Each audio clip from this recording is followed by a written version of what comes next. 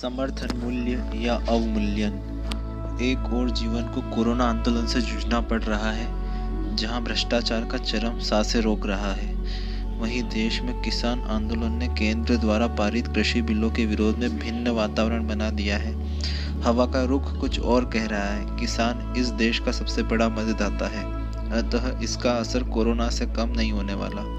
किसान आंदोलन के दो मुख्य पहलू दिखाई पड़ते हैं। एक, न्यूनतम समर्थन मूल्य की मांग, जिसे कुछ वर्ष पूर्व स्वामीनाथन आयोग ने यह प्रस्ताव देकर हवा दी थी कि किसान को औसत लागत से भी 50% अधिक न्यूनतम समर्थन मूल्य मिलना चाहिए। भाजपा के चुनावी घोषणा पत्र में समर्थन मूल्य देने का वादा किया गया था।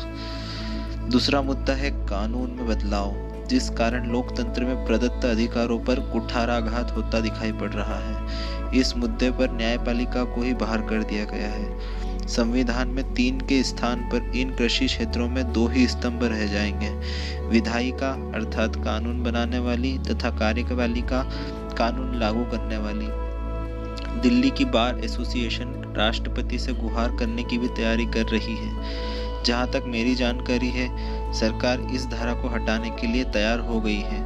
अब बात इस जगह ठहर गई है कि किसान कानूनों को ही वापस लेने को लेकर अड़े हुए हैं। सरकार के पक्ष में यह होगा कि जिन मुद्दों पर सहमति हो चुकी है उनकी घोषणा तो कर ही दें, बातचीत में गर्मी कम हो जाएगी। दूसरा मुद्दा अहम है।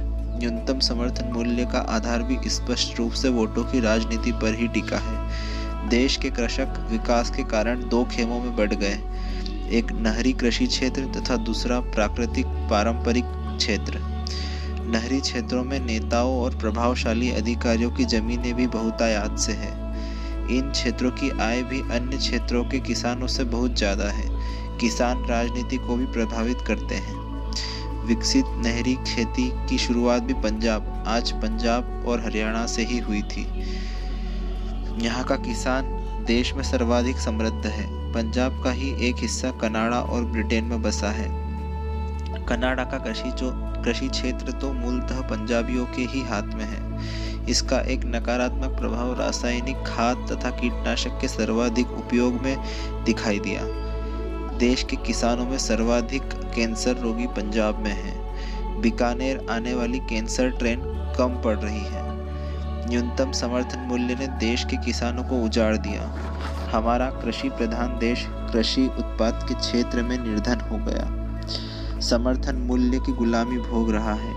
एक और समर्थन मूल्य मुख्यतः गेहूं और चावल अर्थात नहरी क्षेत्रों का ही पोषण कर रहा है।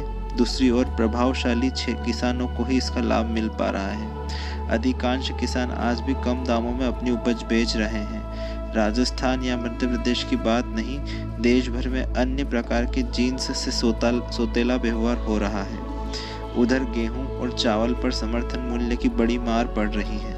अकेले राजस्थान और मध्य प्रदेश में लगभग 50,000 टन प्रत्येक प्रदेश में गेहूं प्रतिवर्ष सड़ जाता है। भंडारण की व्यवस्था नहीं है। क्या कृषक इसे अपमान नहीं मानते अपने खून पसीने का, अथवा उन्हें सिर्फ मूल्य चाहिए? यह विचारणीय प्रश्न है। यह स्थिति क्यों बनी?